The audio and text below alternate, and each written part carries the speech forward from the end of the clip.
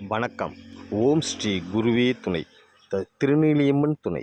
ஓம் ஸ்ரீ வீரசாந்த மகாகாளி துணை.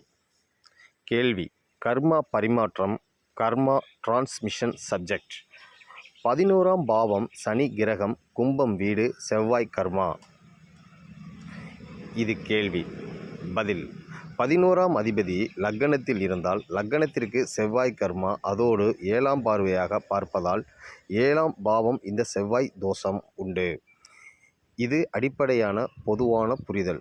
7ஆம் பாவ அதிபதி 11ஆம் பாவத்தில் அமர்ந்தால் 7ஆம் பாவம் கணவன், மனைவி, அம்மாவோட அம்மா, பெரியம்மா, பங்குதாரர் இவர்களுக்கு செவ்வாய் கர்மா உள்ளது. 11ஆம் அதிபதி 7ஆம் பாவத்தில் இருந்தாலும் செவ்வாய் கர்மா உண்டு.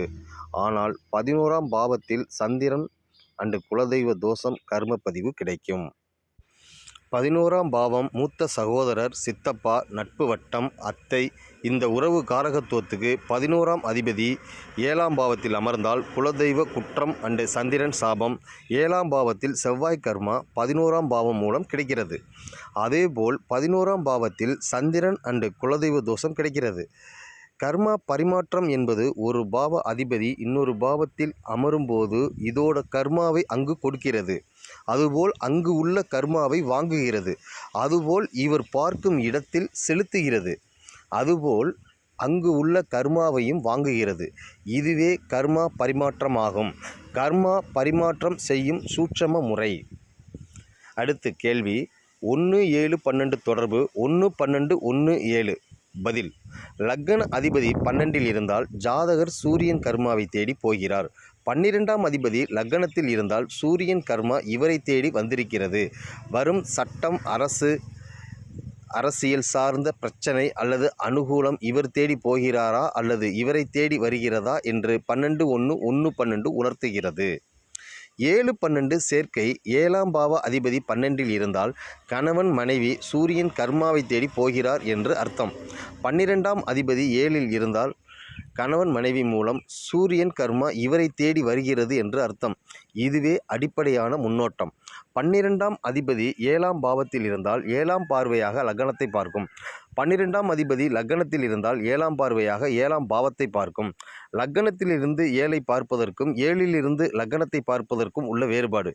இருதார அமைப்பு 9-12. இதில் 7ஆம் பாவத்தில் 12ஆம் அதிபதி இருந்தால் அந்த பாவத்திற்கும் அந்த தன்மை உண்டு. 7ஆம் பார்வையாக லக்னத்தை பார்ப்பதால் இவர்களுக்கும் இருதார அமைப்பு உண்டு. நேரடியான பாதிப்பு அண்டு மறைமுகமான பாதிப்பு. ஆனால் பாதிப்புதான் வித்தியாசமாக இருக்கும். அடுத்து கேள்வி: பித்ரு தோஷம். 1-7-9 பாவத்தொடர்பு. பதில்: 7ஆம் அதிபதி 9இல் இருந்தால் ஜாதகர் கணவன், மனைவி பிதிர்தோஷம் கொண்டவர்கள். இவர்கள் பிறப்பதற்கு முன்பாக பிதிர்தோஷம் இருக்கிறது என்று அர்த்தம். பித்ரு திதி சடங்கு முறைகள் முறைப்படி செய்யவில்லை என்று அர்த்தம். மூதாதையர் ஆசி கணவன், மனைவிக்கு கிடையாது என்று சூட்சமம். இவர்கள் பிறப்பதற்கு முன்னதாகவே கிடையாது. 7-9-9-7 உணர்த்தும் ரகசியம். 7-9 இருவரும் இணைந்து வேறு ஏதாவது ஒரு பாவத்தில் இருந்தாலும் பார்வை சேர்க்கை மூலமாக இணைந்தாலும் சரி. ராகு கர்மா, பித்ரு கர்மா, இருதார பலதார தோஷம், சந்திரன் கர்மா, குலதெய்வ தோஷம் இவை அனைத்தும் ஜாதகருக்கு வரக்கூடிய கணவன், மனைவி இந்த தோஷம் இருக்கிறது என்ற ரகசியம். அவர்கள் வீட்டு வழி கர்ம தொடர்பு. 9ஆம் அதிபதி 7இல் இருக்கும்போது லக்னத்தின் மீது 7ஆம் பார்வையாக விடும். இப்போ 2 பேருக்குமே பித்ரு திதி, ராகு கர்மா, பித்ரு தொடர்பு, இருதார பலதார மரபு ரீதியான தொடர்பு 2 பேருக்கும் பொதுவாக இருக்கிறது என்று அர்த்தம். 7ஆம் பாவம் 7ஆம் அதிபதி சம்பந்தப்படாமல் 1-9 தொடர்பு இருந்தால் ஜாதகருக்கு பித்ரு தோஷம், ராகு கர்ம பதிவு உண்டு. ஜாதகர் அப்பா 9ஆம் பாவம், லக்னம் குருவின் கர்மா மற்றும் கன்னி தோஷம், சாபம், கர்ம தொடர்பு கிடைக்கும். புத்திர தோஷம் உண்டு. 9ஆம் அதிபதி 7இல் 7ஆம் அதிபதி 9இல் இருந்தால் ஜாதகரின் தந்தை 7இல் இருந்து கிடைப்பது சந்திரன் கர்ம பதிவு அண்டு குலதெய்வம் தோஷம் இருக்கும். ஜாதகரின் கணவன், மனைவி ராகு தோஷம் உண்டு. பித்ரு தோஷம் இருக்கும். அடுத்து கேள்வி: 1-7-11 தாமத திருமணம், சிறுவயதில் திருமணம். 1-11-7-11-1-7. 1 சனி, 7 சனி, 7ஆம் அதிபதி சனி, லக்னாதிபதி சனி.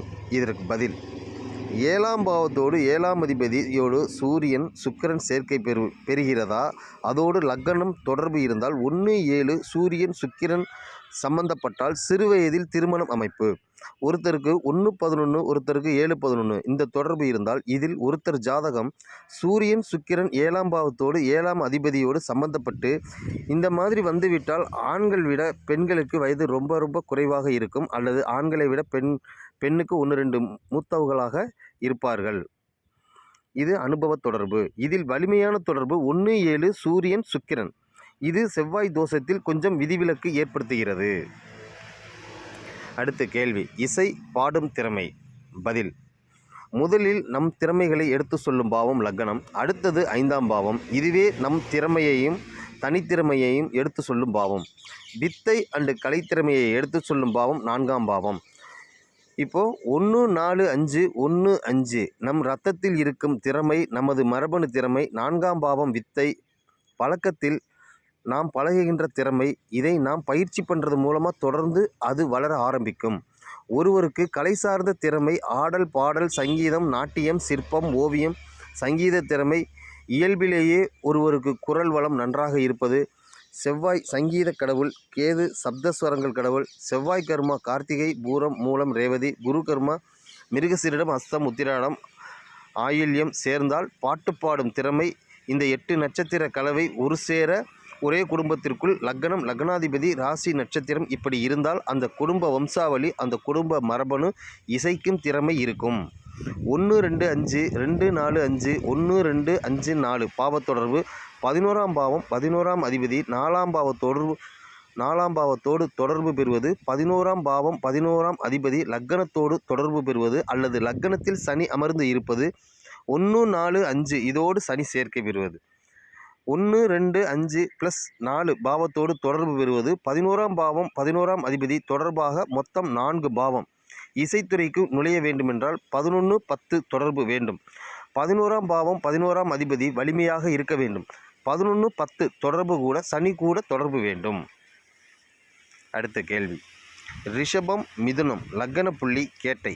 பதில், ரிஷப லக்னம் கார்த்திகை 2-3-4 ரோஹிணி 1-2-3-4 மிருகசீரிடம் 1-2. இதனுடைய 180 டிகிரி விசாகம் 4 அனுஷம் 1-2-3-4 கேட்டை 1-2-3-4. லக்ன புள்ளி ரோஹிணி 3ஆம் பாதம் 4ஆம் பாதம் பெண் மிருகசீரிடம் 2ஆம் பாதம் பெண் கேட்டை தொடர்பு 180 டிகிரி. இதில் 2 ஆண் ஜாதகம் 2 பெண் ஜாதகம். கேட்டை 1-3 ஆண் 2-4 பெண். இதுபோல் லக்ன புள்ளி விழுந்த நட்சத்திரக்காரர்களுக்கு கணவன் மனைவி இவர்களிடம் ஒரு தனித்துவமான விஷயம் இருக்கின்றது. கேட்டையில் படும் நட்சத்திரக்காரர்களை நாம் தரம் பிரிக்கவே முடியாது. அவர்களின் சிந்தனை ஓட்டத்தை தரம் பிரிக்க முடியாது. லக்ன புள்ளி ரோஹிணி 3-4 மிருகசீரிடம் 1-2 இந்த லக்ன புள்ளிக்காரர்கள் எந்த நேரத்தில் எந்த நிமிடத்தில் என்ன நினைக்கிறார்கள், எப்படி முடிவு எடுப்பார்கள், எந்த நிமிடம் என்ன மாதிரி மாறுவார்கள் என்பதை எப்பொழுதும் தீர்மானத்துக்கு வரவே முடியாது. லக்ன புள்ளி கேட்டையில் விழுபவர்களுக்கு நிலையான மனம் கிடையவே கிடையாது. நிலையான கோட்பாடும் கிடையாது. நிலையான ஒரு கொள்கை கிடையாது. நிலையான ஒரு வாழ்க்கை முறையும் கிடையாது. இருப்பதிலேயே ஆபத்தான குணம் இது. லக்ன புள்ளி கேட்டை நட்சத்திரத்தில் இருப்பவர்களுக்கு அந்த குணம் அதிகமாக இருக்கின்றது. இந்த மனநிலை உள்ள ஆட்கள் கணவன் மனைவி ரோஹிணி 3-4 மிருகசீரிடம் 1-2 இந்த நபர்களுக்கு 180 டிகிரி. அதனால் இவர்களுக்கு கணவன் மனைவி வரும் நபர்களுக்கு எதிரும் புதிருமான குணம் உண்டு. இவர்கள் எந்த நேரத்தில் என்ன முடிவு எடுப்பார்கள் என்று ஆண்டவனால் கூட கண்டுபிடிக்க முடியாது. அதுபோல மிகுந்த குழப்பம் கொண்டவர்கள் தான் குழப்ப நிலையில் இருந்து அடுத்தவர்களையும் குழப்புவார்கள். காலை மாலை பேசுவதில் கூட வித்தியாசம் இருக்கும். லக்ன புள்ளி கேட்டை நட்சத்திரத்தில் இருப்பவர்கள் நிலையான தன்மை கிடையாது. இவர்கள் கூறும் வார்த்தைகள் தண்ணீரில் காற்றில் எழுதுவது போல் நிலையான தன்மை இருக்காது. அடுத்த கேள்வி, புதன் தோஷம் 7ஆம் பாவ கொடுப்பனை. பதில், புதன் தோஷம் பெற்ற நட்சத்திரம் ரோஹிணி உத்திரம் பூராடம். லக்னம் லக்னாதிபதி ராசி நட்சத்திரம். இந்த நட்சத்திரத்தில் இருந்தால் புதன் கர்மா. பிறவிகள் மாறலாம், ஆனால் உறவுகள் மாறாது. அனைத்து உறவுகளும் ஏதாவது கர்ம பதிவுகளில்தான் இருப்பார்கள். இது பிரபஞ்சத்தின் ஈர்ப்பு விதி. இதை யாராலும் மாற்ற முடியாது. ரிஷபம் லக்னம் ரோஹிணி 1-2 இதன் 180 டிகிரி அனுஷம் 3-4 இது சூரியன் கர்மா. ரிஷபம் லக்னம் ரோஹிணி 3-4 இதன் 180 டிகிரி கேட்டை 1-2 சந்திரன் கர்மா விருச்சிகம் வீடு. சிம்ம லக்னம் உத்திரம் 1ஆம் பாதம் அதனுடைய 180 டிகிரி பூரட்டாதி 3ஆம் பாதம் சூரியன் கர்மா கும்ப வீடு. கன்னி லக்னம் உத்திரம் 2ஆம் பாதம் 180 டிகிரி, பூரட்டாதி 4ஆம் பாதம் சூரியன் கர்மா மீனம் வீடு. கன்னி லக்னம் 3 4ஆம் பாதம் அதன் 180 டிகிரி, உத்திரட்டாதி 1 2 பாதம் சந்திரன் சூரியன் கர்மா மீனம் வீடு. புதன் கர்மா பூராடம் 1 2 பாதம் அதன் 180 டிகிரி, திருவாதிரை 3 4 பாதம் சுக்கிரன் கர்மா மிதுனம் வீடு. பூராடம் 3 4 பாதம் அதன் 180 டிகிரி, புனர்பூசம் 1 2 பாதம் சனி கர்மா. நட்சத்திரத்தை சேர்த்து கொள்ள வேண்டும். சூரியன் சந்திரன் தோஷம் தொடர்பு இருக்கும். சுக்கிரன் சனி தோஷம் தொடர்பு இருக்கும். இதோடு செவ்வாய் கர்ம பதிவு இருக்கும். புதன் தோஷம் யாருக்கெல்லாம் இருக்கின்றதோ அவர்களுக்கு கணவன் மனைவி வரக்கூடிய ஜாதக அமைப்பு சூரியன் சந்திரன் கர்மா, இதோடு செவ்வாய் கர்மா இருக்கும். இதோடு சுக்கிரன் சனி கர்மா குறைவாக இருக்கும். பாவமுனை ரகசியம் அறிவியல் பூர்வமாக ஜாதகம் உண்மை என்பதை உறுதி பண்ணக்கூடிய விஷயம். அடுத்த கேள்வி, ஜலகண்டம் நீர் விபத்து. பதில், பரணி மகம் கேட்டை உத்திரட்டாதி துலாம் லக்ன வீடு லக்னாதிபதி அல்லது லக்னத்தில் சுக்கிரன் ராகு இருப்பார்கள். இவை அனைத்தும் சந்திரன் கொடுப்பனை. சுக்கிரன் ராகு லக்னாதிபதியோடு தொடர்பு சேர்க்கை 1 6 1 7 1 6 9 1 7 9 ஒன்றோடு ஒன்று தொடர்பு கொள்வது 1 9 சுக்கிரன் அல்லது ராகு சேர்க்கை. லக்னம் குரு சுக்கிரன் சேர்க்கை அல்லது லக்னம் குரு 6ஆம் பாவம் அல்லது லக்னத்தில் குரு 7ஆம் பாவத்தில் குரு இருப்பது. இதுபோல் ஜாதக அமைப்புடன் யார் இருக்கிறார்களோ அவர்களுக்கு ஜலகண்டம். அடுத்த கேள்வி, சூரியன் கர்மா தந்தை தொழில். பதில், அஸ்வினி ஆயில்யம் அனுஷம் பூரட்டாதி சூரியன் கர்மா. லக்னம் லக்னாதிபதி ராசி நட்சத்திரம் சூரியன் கர்மா இருந்தால், லக்னத்தில் கேது இருந்தால் சூரியன் கர்மா. மீனம் வீடு சூரியன் கர்மா. லக்னாதிபதியுடன் கேது இருந்தால் சூரியன் கர்மா. சூரியன் கருப்பாக உள்ளவர்கள் தந்தையின் தொழில் செய்யக்கூடாது. பரம்பரை தொழிலாக இருந்தாலும் செய்யக்கூடாது. அந்த தொழில் தங்கள் ஜாதகத்திற்கு சரியாக இருக்குமா என்று பார்த்து தொழில் செய்ய வேண்டும். அப்படி இல்லாமல் செய்தால் நஷ்டம் வரும். அரசு சார்ந்த வழக்கு தண்டனை சிக்கல் தொடர்ந்து இருக்கும். கேள்வி, தந்தை தொழில் யார் செய்யலாம்? பதில், 2 6 சேர்க்கை பெறுவது, 6 10 பாவ சேர்க்கை பெறுவது, 2 6 10 சேர்க்கை பெறுவது, 6 10 12 சேர்க்கை பெறுவது, 2 6 10. தன் ஜாதகத்தில் தன் தொழில் தெரிந்து கொள்ள 10ஆம் பாவம் உத்தியோகம், 6ஆம் பாவம் கூட்டு தொழில், 7ஆம் பாவம் தன் ஜாதகத்திலிருந்து தந்தை தொழில் பார்த்த பாவத்துக்கு பாவம் 9க்கு 10 6ஆம் பாவம், 9க்கு 6 2ஆம் பாவம், 2 6 10 தொடர்பு இருந்தால் தந்தை தொழில் மகன் செய்ய கொடுப்பனை இருக்கிறது வாய்ப்பு. இதோடு சூரியன் கர்மா இருக்க வேண்டும். 6 10 12 6 10 கேது இது அடிப்படை. இந்த தொடர்பு இருந்தாலும் பிள்ளைக்கு அனுகூலமாக இருக்கிறதா என்று ஆய்வு செய்ய வேண்டும். வேறு வழியே இல்லை என்றால்தான் இந்த விதிமுறை கொஞ்சம் பரவாயில்லை. இதை 100% என்று சொல்ல முடியாது. அடுத்த கேள்வி, அரசு உத்தியோகம். பதில், 10ஆம் அதிபதி 9இல் அமர்ந்து இருக்கிறது. 9ஆம் அதிபதி 10ஆம் பாவத்தில் அமர்வது, 9 10 ஒரு சேர ஒரே வீட்டில் இணைந்து இருப்பது, 6ஆம் அதிபதி 9ஆம் பாவத்தோடு இணைந்து இருப்பது, 6 10 இருவரும் 9ஆம் அதிபதியுடன் இணைந்து இருப்பது, 6 9 10 இதுவே வலுவான சேர்க்கை. 6 9 10 கிரக சேர்க்கை பாவ சேர்க்கை இருந்தால் அரசு உத்தியோகம் வாய்ப்பு கொடுப்பனை உண்டு. அடுத்தது 6 10 குரு சேர்க்கை பார்வை. 6 10 9 அதிபதி தொடர்பு, 9ஆம் பாவ தொடர்பு. அந்த குடும்பத்தில் திரும்ப திரும்ப சதயம் நட்சத்திரம் இருக்க வேண்டும். பூசம் விசாகம் சதயம் ராகு கர்மா. லக்னம் ராசி லக்னாதிபதி அரசாங்க தொடர்பு கொண்ட நட்சத்திரங்கள் DNA தொடர்பு. கேள்வி, அரசாங்க மருத்துவத்துறை. பதில், அஸ்வினி ஆயில்யம் அனுஷம் பூரட்டாதி சூரியன் கர்மா. லக்னத்தில் கேது இருப்பது சூரியன் கர்மா. மீனம் லக்னமாக இருப்பது மருத்துவ சக்தியை கொடுக்கக்கூடிய பாவ அதிபதி 12ஆம் அதிபதி. 1 12 மருத்துவ தொடர்பு. 10ஆம் பாவம் 10ஆம் அதிபதி, 6ஆம் பாவம் 6ஆம் அதிபதி கேது கிரகத்தோடு சம்பந்தப்பட்டு இருப்பது. 12ஆம் பாவம் 12ஆம் அதிபதி 6 10 சம்பந்தப்பட்டு இருப்பது. 6 10 12 6 10 கேது மருத்துவர் வாய்ப்பு இருக்கிறது. அரசு மருத்துவர் 6 10 12 9ஆம் பாவம் 9ஆம் அதிபதி பார்வை சேர்க்கை அல்லது குரு தொடர்பு கொள்வது, 6 10 12 அல்லது கேது 9ஆம் பாவம் 9ஆம் அதிபதி அல்லது குரு சேர இணைவது.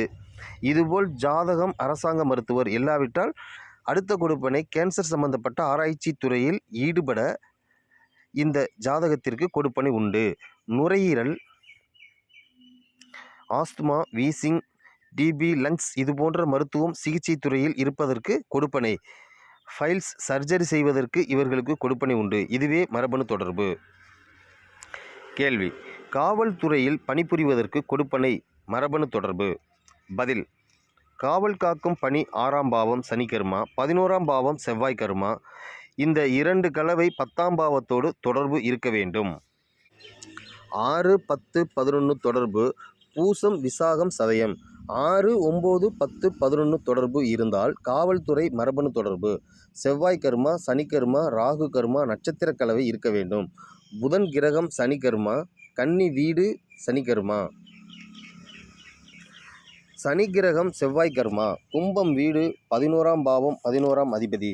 6, 9, 11 இந்த 3 பாவ அதிபதிகள் ஒரு சேர 10ஆம் பாவ தொடர்பு இருந்தால் காவல்துறை உத்தியோகம்.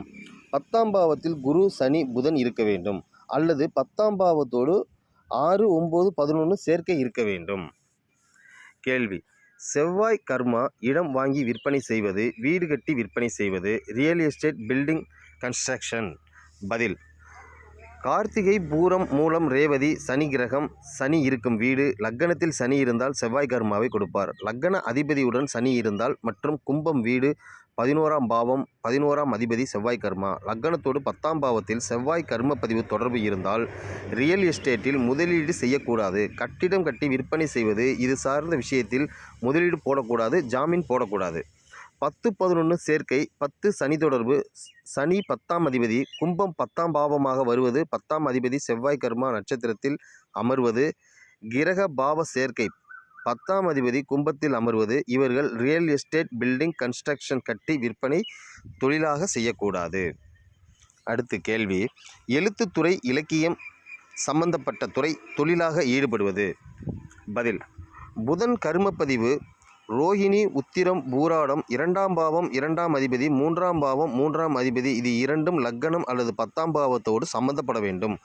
1, 3, 10, 1, 2, 3, 10, 2, 3, 1, 10 சேர்க்கை வேற்றுமொழி சம்பந்தப்பட்ட இலக்கியம்.